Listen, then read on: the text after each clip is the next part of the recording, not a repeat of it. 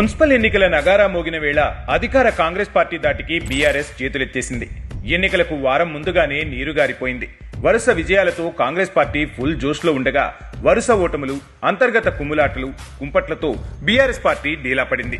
రాష్ట్ర వ్యాప్తంగా ఉన్న 116 మున్సిపాలిటీలు, 7 మున్సిపల్ కార్పొరేషన్లలోని 2996 వార్డులకు ఫిబ్రవరి 11న ఎన్నికలు జరగనున్నాయి. దాదాపు 53.43 లక్షల మంది ఓటర్లు తమ ప్రతినిధులను ఎన్నుకోనున్నారు. ఇప్పటికే నామినేషన్ల గడువు ముగిసింది. ఈ ఎన్నికల్లో ఇప్పటికే అధికార కాంగ్రెస్ తన ఖాతాను తెరిచింది. మెదక్, రామగుండం, పాలమూరు తదితర మున్సిపాలిటీల్లో ఏకగ్రీవాలతో బోని కొట్టేసింది.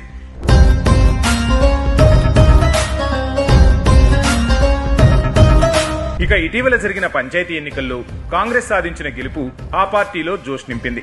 రేవంత్ ప్రభుత్వం చేస్తున్న అభివృద్ధి, అమలు చేస్తున్న సంక్షేమ పథకాలు, మున్సిపాలిటీలకు నిధుల విడుదల, ప్రజాపాలన అంశాలతో ఓటర్లు కాంగ్రెస్ వైపు నిలిచారని రుజువైంది. బీఆర్ఎస్ పార్టీ పరిస్థితి ఇందుకు భిన్నంగా ఉంది.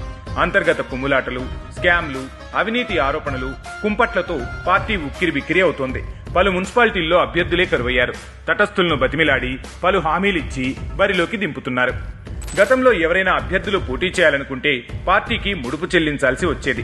కానీ ఈసారి అభ్యర్థులకే నిధులిచ్చేందుకు సిద్ధపడింది బీఆర్ఎస్ పార్టీ. గెలుపోటముల సంగతి ఎలా ఉన్నా అభ్యర్థులను నిలబెట్టకపోతే మొదటికే మోసం వస్తుందన్న భయంతో బీఆర్ఎస్ నానా అగచాట్లు పడుతోంది.